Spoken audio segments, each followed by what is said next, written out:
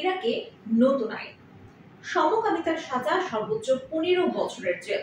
বিশ্বের 60টির বেশি দেশে সমকামিতাকে আইনত অপরাধ হিসেবে বিবেচনা করা হয়, আর 130টির বেশি দেশে সমলিঙ্গের মধ্যে যৌন সম্পর্ক বৈধ।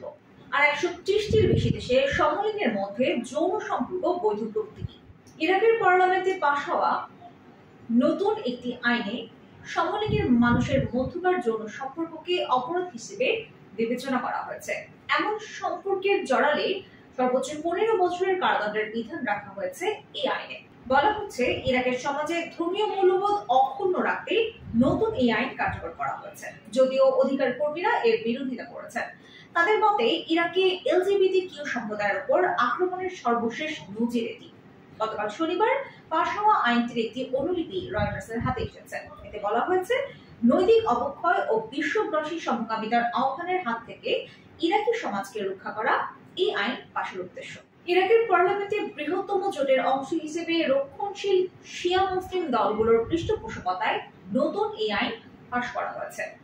আইনে বলা হয়েছে, যৌনবৃত্তি ও সমলিঙ্গের সম্পর্ক অপরাধ হিসেবে বিবেচিত হবে। এমন কর্মকাণ্ডে জড়ালে 10 বছর থেকে সর্বোচ্চ 15 বছরের কারাদণ্ডের বিধান রাখা হয়েছে। এমনকি যৌনবৃত্তি ও সমকামিতা প্রচারের জন্য কমপক্ষে 7 বছরের কারাদণ্ড হতে পারে। সমকামিতা অপরাধ নয়, বললেন পোপ ফ্রান্সিস। নতুন এই আইনের খসড়ায় সমকামিতায় জড়ানোর জন্য সর্বোচ্চ শাস্তি হিসেবে মৃত্যুদণ্ডের বিধান রাখা হয়েছিল, তবে যুক্তরাষ্ট্র ও ইউরোপীয় ইউনিয়ন এর কঠোর বিরোধিতা করে।